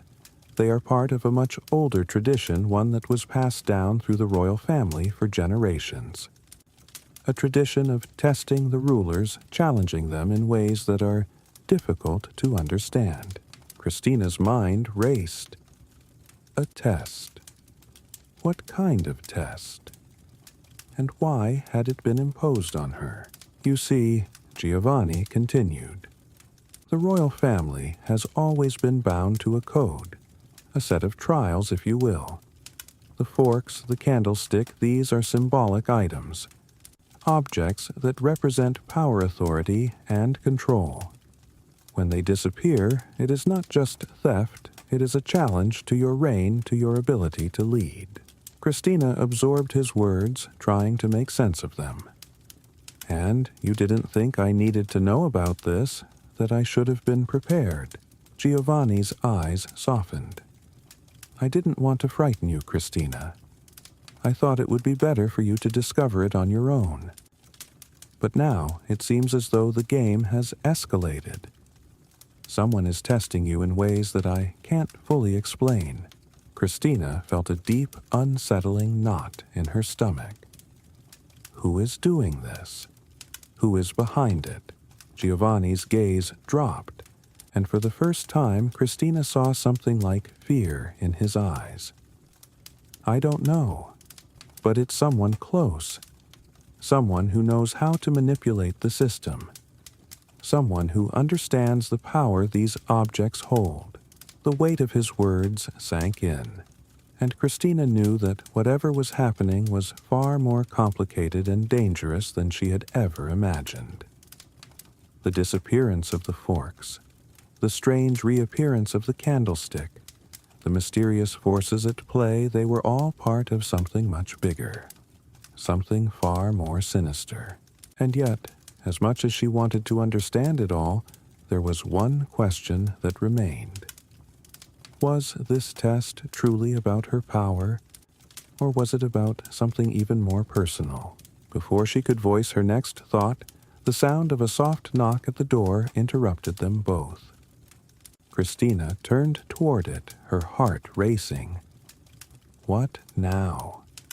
What more could possibly be waiting for her? The knock on the door was soft, almost tentative, as if the person outside was unsure whether they should even be there. Christina's hand paused mid-air, her heart already racing from the weight of Giovanni's words. Who could it be? Another servant, a spy? Or perhaps someone else involved in this growing mystery? Without waiting for permission, the door creaked open just slightly, and a figure stepped into the room. It was a young woman, one of Christina's personal attendants. her face pale and eyes wide with concern. "Your Majesty, I'm terribly sorry to interrupt." The young woman stammered, her voice trembling. "But there's something you need to see. Something's happened in the palace." Christina's brow furrowed. "What is it? What's going on?" she demanded, her tone sharper than she intended. She didn't have the luxury of patience right now. The mysteries of the disappearing forks were already pulling her into a web she couldn't escape from. The attendant swallowed nervously. "It's the collection, Your Majesty. The silver forks. They're all gone again. Every single one." Just like before, Christina felt her chest tighten. The forks gone again. But how? She had just discovered one in her own chamber only hours ago, and she hadn't moved it. Had someone been there? Someone who knew exactly where to look? The thought chilled her to the core. This wasn't just a game anymore, it was becoming something much more dangerous. Without a word, she turned to Giovanni, who had been standing quietly beside her the whole time. His face had gone pale, and he looked just as shaken as she felt. "How is this possible?" she whispered to him, almost to herself. "I just found one. It was right there on my desk." Giovanni's eyes seemed to darken his gaze, flickering with a hint of recognition, like he was finally putting the pieces of the puzzle together. "I feared this might happen," he murmured, though his voice seemed to lack the confidence he had once exuded. "It's not about the forks anymore, Christina. It's about what they represent. And someone is using them to test you. But why?" Christina demanded, her frustration mounting. "What is this all leading to? Who wants to challenge me like this? Why are they taking my silver forks and nothing else?" Giovanni took a step closer to her, lowering his voice. "The forks represent more than just wealth, Christina. They're tied to your family's power, to your authority as a ruler. Whoever is behind this wants to see how far you'll go to protect your power. They're testing your limits, seeing if you'll crack under the pressure." Christina shook her head, her thoughts swirling in a dizzying haze. "But this is insane. This doesn't make sense. I'm the queen. Why would anyone go to these lengths to undermine me with something so trivial?" Giovanni's eyes flickered, as though he was debating whether to say more. "It's not about the forks themselves. It's about what you'll do to reclaim them. Whoever is orchestrating this is watching you closely, waiting to see if you will give in to the pressure. Will you hold on to your power, or will you lose control?" The words hung in the air, heavy and unnerving. Christina's thoughts began to race. If this was truly some kind of test, a test of her authority, then there was only one thing she could do. She had to find the forks, every last one of them, and make sure whoever was behind this understood that she would not be intimidated. She would not lose control. "Where are they?" Christina asked, her voice steady, now a hard edge creeping into her words. "Where are the forks being taken? Who has them?" The attendant, still standing by the door, spoke up. "The guards found nothing, Your Majesty. There's no sign of anyone entering the rooms. No trace. It's like they simply vanish into thin air." Giovanni's face twisted with frustration. "I told you this was more than just a simple theft," he muttered. "This isn't just about the forks anymore. Someone is using them as a tool to make you question everything." Christina felt a cold shiver run down her spine. The idea of being controlled like this, of having her every move scrutinized, unsettled her more than she cared to admit. And yet a part of her was also intrigued. Whoever was behind this, whoever was pulling the strings, had clearly underestimated her. She wasn't just going to sit by and let her reign be undermined by the disappearance of some objects. No, she would find the truth no matter what it took. "We'll track them down, Christina said decisively. "I won't stop until I have every last one of those forks back in my possession." Giovanni nodded slowly, but his expression was distant, as though he had just realized something unsettling. "Be careful, Christina. This isn't just a test of your authority anymore. This is something deeper, something ancient." Christina paused, her heart thudding in her chest. Something ancient. The words echoed in her mind, and for a brief moment she could feel the weight of history pressing down on her. This was no ordinary challenge. There was something at play here, something that tied her family, her kingdom, to forces beyond her understanding. "Then we'll face it." Christina said, her voice steady, though her heart raced in her chest. "Whatever it is, we'll face it head on." With that, she turned to the young attendant who was still standing by the door, her eyes wide with fear. "Gather the guards," Christina ordered. "We need to search the palace from top to bottom. No one leaves this palace until we find out who is behind this." The attendant nodded quickly and scurried out of the room, her footsteps echoing down the hallway. Christina turned back to Giovanni, meeting his gaze with determination. "This ends tonight," she said firmly. "We'll find the forks, and we'll find out who is testing me." Giovanni didn't reply, but his eyes held a deep, knowing look, a look that said everything she needed to know. This wasn't just about forks or silver or wealth. This was about something far more dangerous, something that could change the course of her reign and her life forever. The palace was an intricate labyrinth of corridors and chambers, each one holding secrets older than the stones that made up its walls.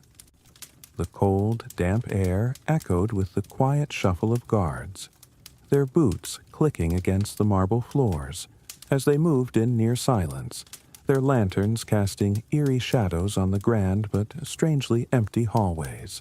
Christina moved with purpose, her royal robes sweeping the ground behind her. Giovanni trailed just a few steps behind, his brow furrowed in concentration. The weight of the night pressed down on them both. This wasn't just a royal treasure hunt. This was a search for the truth, for something that had eluded them for far too long. As they passed a series of grand portraits, silent painted figures who had long since become part of the building's history, Christina's mind raced. The missing forks, the mystery behind them, the strange way they kept disappearing. And now Giovanni's unsettling suggestion that something ancient was at work here. What could it mean? "Do you believe what you said earlier?" Christina asked, her voice barely above a whisper, as they moved deeper into the palace. "That this is something ancient." Giovanni didn't respond immediately. He seemed to be pondering the question, his gaze distant, as if he were listening to the very walls of the palace. "It's possible," he said finally. "The royal family has always had its ties to certain old traditions, secrets buried deep in the history of this place." Christina stopped in her tracks, turning to face him. "What secrets?" she asked, her voice sharp. "What are you talking about?" Giovanni looked at her, his eyes heavy with unspoken knowledge. "There are rumors, whispers among the court, about your ancestors, about powers that were long ago sealed away, hidden from view. Powers tied to objects like those forks." Christina's chest tightened. Powers, objects. The thought was absurd. She was the queen, not some vessel for forgotten forces. But then again, she couldn't deny the strange coincidences that had been unfolding. The forks, the sudden inexplicable disappearances, the shadowy figures lurking at the edges of her kingdom's politics. "What kind of powers?" she asked, her voice faltering slightly as she struggled to make sense of Giovanni's words. "I don't know for certain," Giovanni admitted, his voice low. But I've heard that these forks, the ones you've been collecting, they're more than just precious silver. Some believe they're linked to rituals to certain ancient ceremonies that were once practiced by your ancestors. Ceremonies meant to keep the balance of power in the family. Christina's mind reeled. Are you saying these forks were part of some ritual? Giovanni nodded, his expression grave. Yes, a ritual to ensure that the royal bloodline would remain unchallenged, to protect the family from forces that could rise up against it. Over time, those practices were abandoned.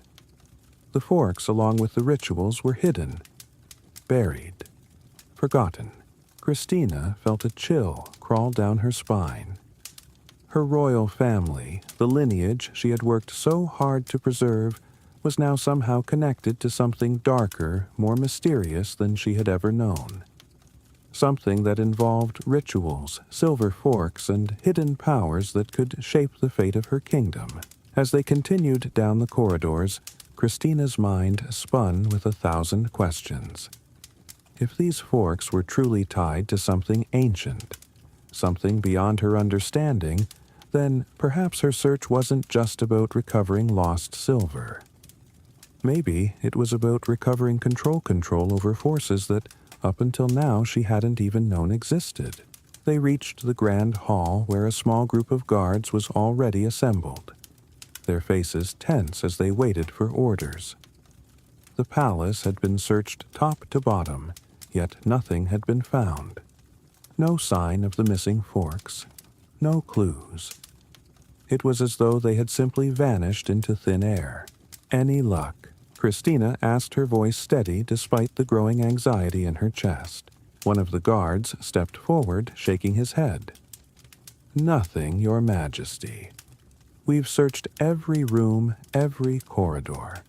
No one's left the palace. The forks are simply gone. Giovanni's gaze flickered to the shadows that danced on the walls, his mind clearly working behind the scenes. Someone's toying with you, Christina, he said quietly. This isn't a simple theft. Whoever is behind this knows the palace, the people, the very workings of your kingdom. Christina nodded slowly, her heart sinking. Then we need to think like they do. We need to figure out where they're going, where they're hiding the forks. She turned to the guards, her tone now commanding. Spread out. Double the watch on the entrances. No one leaves and no one enters without my direct command. The guards nodded and dispersed, moving with purpose. The tension in the room was palpable, thick with the knowledge that whatever was at play here was beyond their ability to control. But Christina wasn't ready to give up. She couldn't afford to. Let's check the hidden chambers, Giovanni suggested after a moment of silence. There are a few secret rooms in this palace, places even the guards don't know about. It's possible that whoever is behind this has been using them to move in and out undetected. Christina nodded. Lead the way.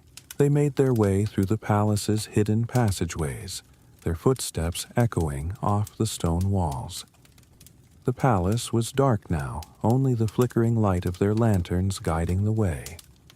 It felt as though the very air around them was thick with secrets, each shadow hiding something they had yet to uncover. As they reached the first hidden chamber, Christina couldn't shake the feeling that they were getting closer to something far bigger than the silver forks. Something far more dangerous. And, for the first time in her life, she wasn't sure she was ready for what they might find. But they were already too deep in. There was no turning back now. The hidden chamber lay before them like a secret just waiting to be unearthed. The door was simple, almost unremarkable, hidden within a labyrinth of stone walls. Giovanni, with his quiet and steady manner, approached it first, his hands brushing over the cold, ancient wood. He paused for a moment, listening to the silence that enveloped them. Are you sure about this? Christina asked, her voice barely a whisper, though her nerves were anything but quiet. The palace had always seemed like an unshakable fortress of tradition and power. Now, with every passing moment, it felt more like a fragile bubble on the verge of bursting.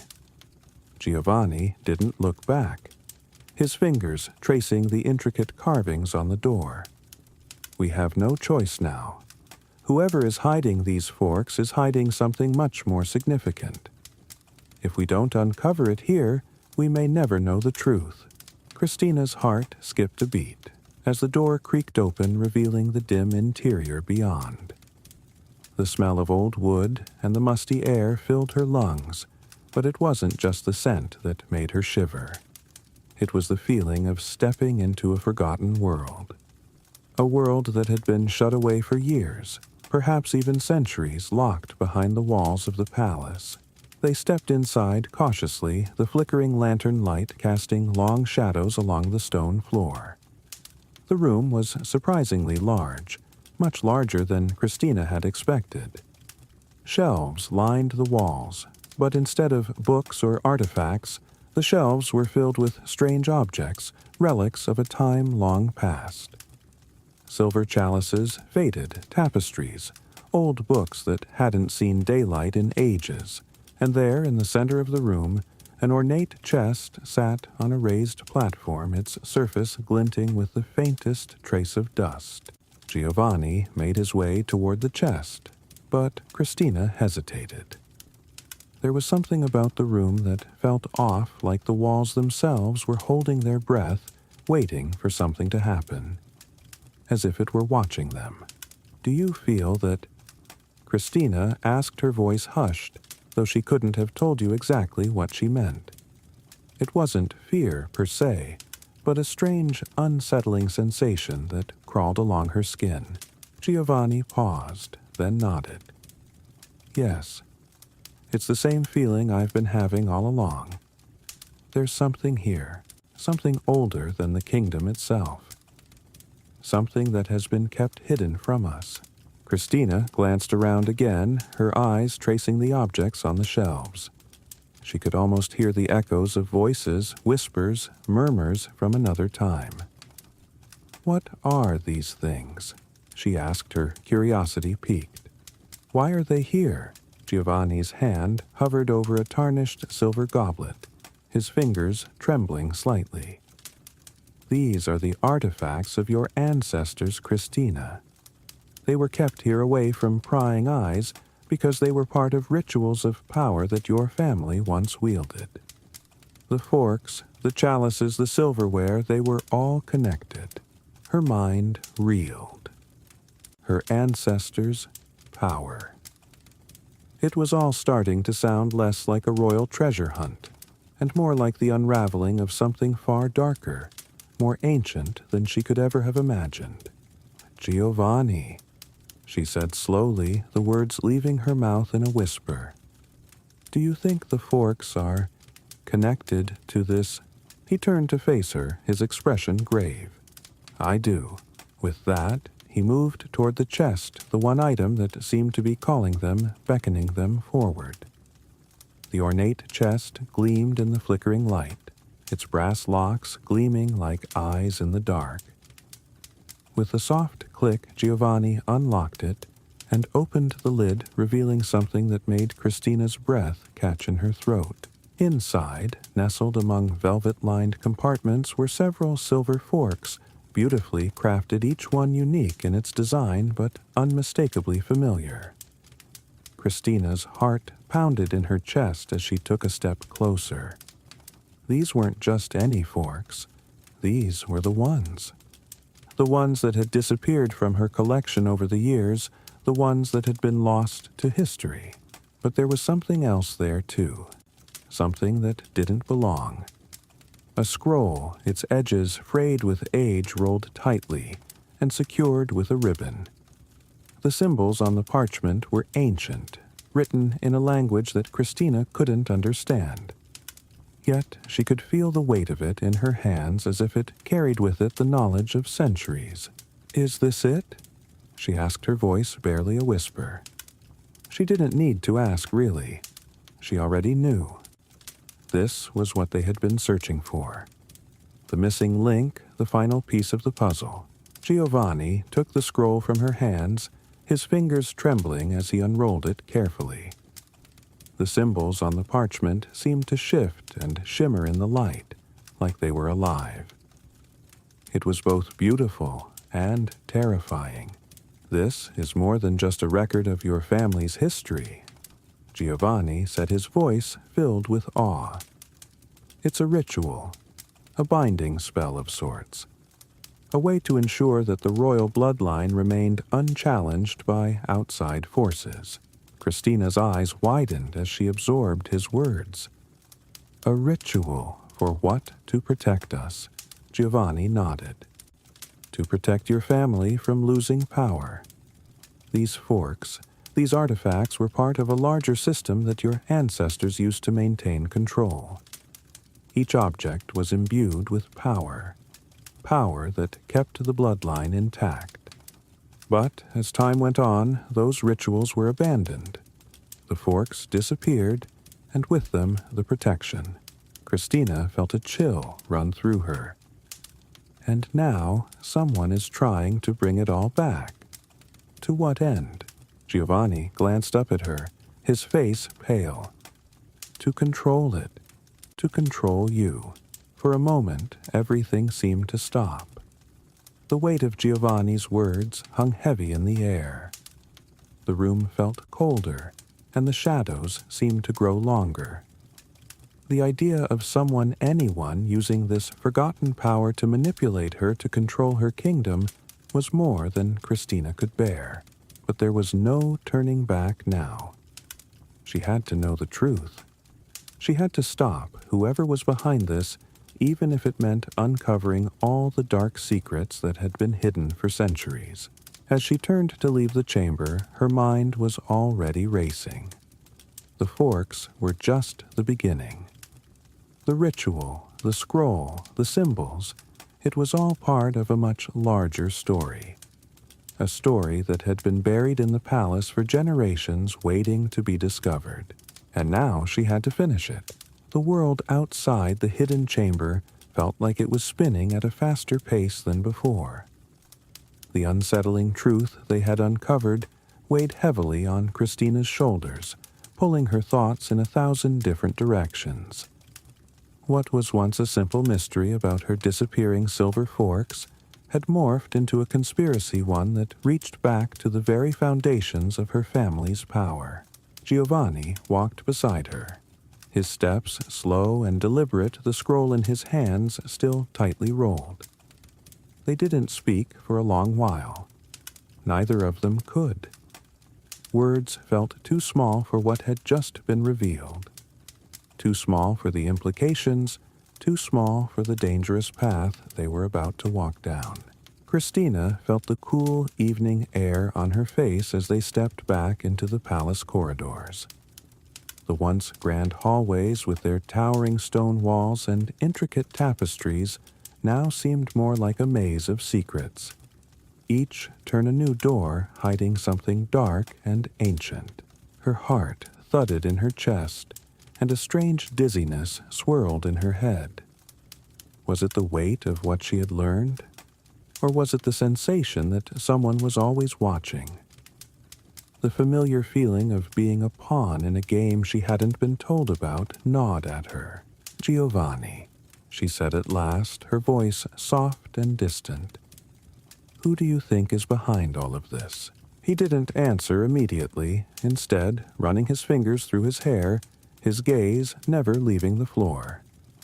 It was clear he had been pondering the same question, but the answer wasn't easy. Whoever it is, he began, his voice laced with uncertainty, has access to resources that none of us should have. These ancient rituals, they're not meant to be used again.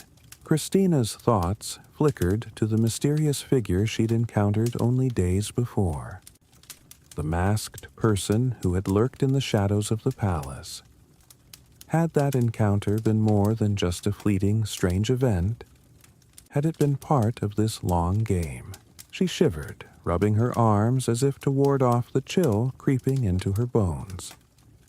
"Do you think they want to control the throne?" Giovanni didn't respond right away. The question seemed to hang in the air like a dangerous whisper, threatening to be overheard by unseen ears.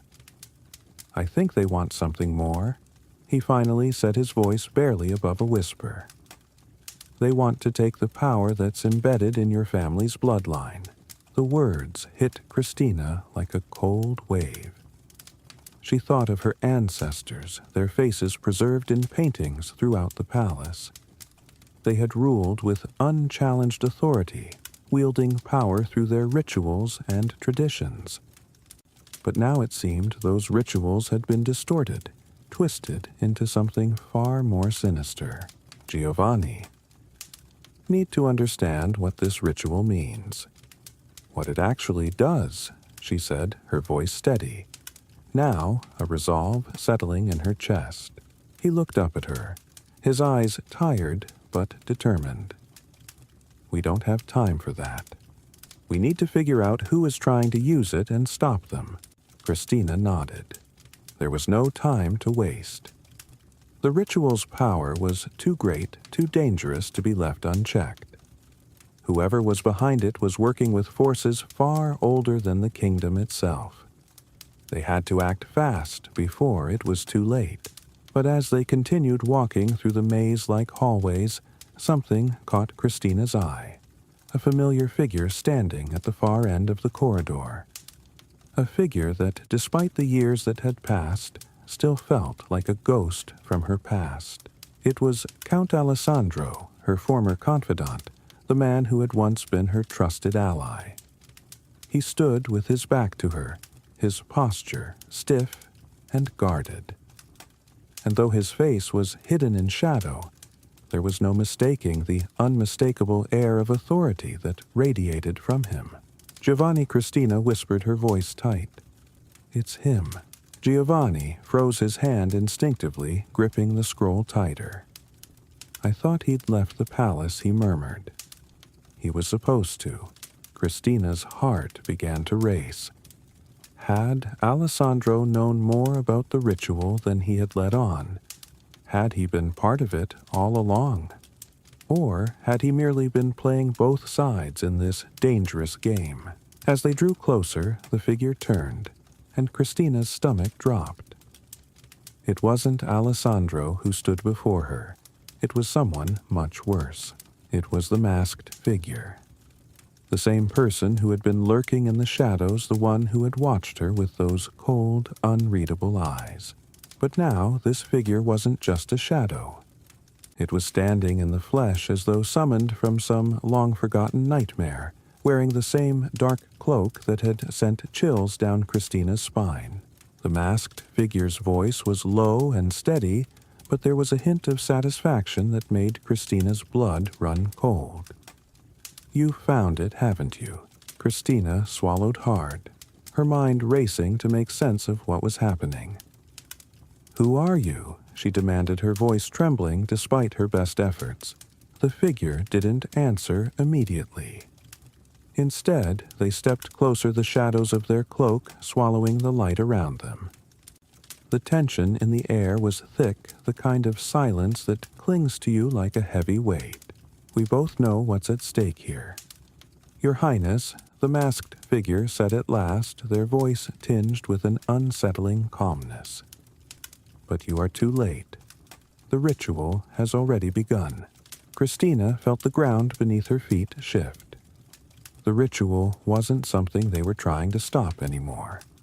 It was already in motion, and no matter how hard she tried to shake the feeling she knew in her gut that it was no longer just about forks.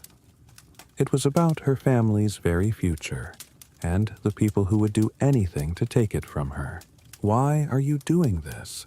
she asked, her voice barely more than a breath. The figure's smile, if you could call it that, was barely visible beneath the mask.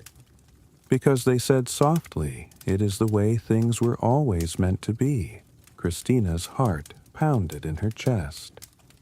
She realized too late that the masked figure knew more than they were letting on. And soon everything she had fought to protect would unravel. The corridor seemed to stretch on endlessly, the walls closing in as Christina tried to steady her breathing. She felt the weight of the masked figure's words settling around her like a thick fog, suffocating every thought she tried to form. The ritual has already begun. The chilling calm in the figure's voice made the words feel even more dangerous, as though they were spoken not to inform her, but to mock her. As though the pieces had already fallen into place, and no matter how desperately she tried to stop them, nothing could undo what had been set in motion. The masked figure took a step closer, the soft rustle of their cloak breaking the heavy silence between them. Christina could feel Giovanni's presence at her side, his protective stance barely visible, but she knew he was ready to act whatever it took. His fingers tightened around the scroll as though preparing for something he couldn't yet name, but Christina wasn't sure that she was ready for anything anymore. Her mind raced, flipping through every memory she had of her family's history, every tradition and ritual she had learned from childhood. What had she missed? How had she overlooked something so important? Something that had the power to change everything. "Who are you?" she asked again, this time more forcefully. "What is it that you want?" The masked figure tilted their head as if Christina's question amused them. "You still don't understand, do you?" They paused, their voice dropping to a conspiratorial whisper. "You are the last of your line. And with that comes more than just a throne. You carry something far older, far more powerful. Something that has been guarded for centuries, waiting for the right moment to be reclaimed." Christina's breath caught in her throat. The feeling that had gnawed at her for so long, the inexplicable tension in the air, suddenly made sense. Her family's legacy wasn't just about rule. It was about something more ancient, more potent than anything she had been taught to believe. "You don't even know what you have, do you?" the figure continued. "The forks were just the beginning. The symbols of your family's power have been hidden, waiting to be reawakened. They were scattered, concealed until now." Giovanni stepped forward, his voice shaky but urgent. "Enough games. What is it that you want from her?" The figure laughed softly, the sound carrying an eerie, hollow resonance. "It's not about what I want, Giovanni. It's about what Christina has yet to understand about her true inheritance, what she's about to lose." The finality of the words hung in the air like a bell tolling at midnight, the sound reverberating in Christina's chest. She could feel the ground beneath her feet trembling, as if the very foundations of the palace were quaking in response to the threat. For a moment, everything stood still. The figure's presence felt as heavy as the stone walls around them, and yet it was also strangely fleeting, as though they were not fully anchored in this world, but only passing through it. "We have to stop this," Christina said, her voice firm now. She wasn't sure what was happening, but she couldn't let this strange, ominous force take hold of her family. The kingdom, her life, the ritual can't be stopped. The masked figure replied, their tone almost pitying. "Not now. It is already entwined with the threads of fate. Your family's destiny has already been written." Christina's heart raced, but she held her ground. "That's not true. I'll rewrite it if I have to." The figures laugh again. "You're no match for the forces you're dealing with, Your Highness. This isn't a game. It's not something you can fight with swords or scrolls. It's something deeper, something older, and it's coming for you." The figure took a step back, their shadow stretching unnaturally along the stone walls. "You'll see. The truth is closer than you think." And then, with a suddenness that left Christina reeling, the figure turned and vanished into the shadows. One moment they were there standing before her with their unsettling presence, and the next, nothing. No trace, no sound. Just empty air. Christina blinked the world around her, spinning for a brief moment. Was it over? Had they really left? She felt Giovanni's hand on her arm, steadying her. "You okay?" His voice was soft, almost too gentle for the gravity of the situation. Christina nodded, but inside her mind was a storm. "No, I don't think I'm okay." Her eyes lingered on the spot where the figure had disappeared, a cold shiver crawling down her spine. "They're right about one thing." Giovanni raised an eyebrow, a silent question hanging between them. "They know more about my family than I do," Christina whispered. "And now they've set their sights on me." The weight of the situation settled over her, but she couldn't let it drown her. Not yet. There were too many unanswered questions, too many hidden truths. And as long as she still had breath in her body, she would fight to uncover every last secret. "But we can't stop now, can we?" she murmured, more to herself than anyone else. "No," Giovanni said quietly, "we can't." Christina exhaled, steadying herself for the unknown ahead. The road was only just beginning to reveal itself, and she had no idea where it would lead, but there was no turning back now. The silver forks, the hidden rituals, the strange figure, they were all pieces of something much larger. Something that was slowly beginning to unravel. As they walked in silence down the long, cold corridor, Christina felt the weight of the hidden power pressing down on her once again. The world felt different now, more dangerous, but also somehow more alive. She wasn't sure if she was ready for what was coming next, but she would face it. The story is over. See you tomorrow night. Sweet dreams.